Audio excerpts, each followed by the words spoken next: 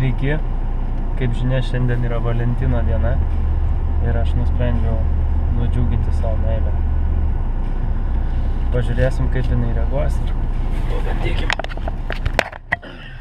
pabandykim pažiūrėti. Einam.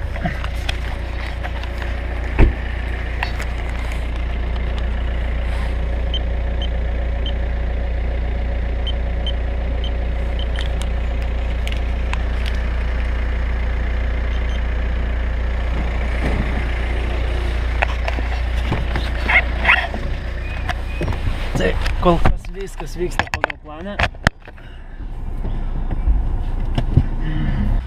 Mylimoji, aš to parašiau eilėraštį. 5 ratlankio skylutės. Mane džiugintų labiau. Štai sustojau, apsidairiau, prie stop ženklo nuvažiavau. Tik tavo dėka galiu tai padaryti. Galiu džiaugtis, galiu liūdėti, galiu verkti, galiu dainuoti. Viską galiu su tavim daryti. Galiu ir pro veidrodėlį tavo atgalinį pažiūrėti. Tikiuos tą šūdą nuplaus. Ir tu gerai pašiko visai. Nu, kad čia aš sunkiai žiūrėčiau. Tai vat, mažutė, aš tau noriu padeklamuoti eilėraštį, kurį sukūrė mano prosenelis, Justinas. Aš degtinės negeriu, kopūstų nevalgau, senų bobų nemyliu, jaunų nesugaudau.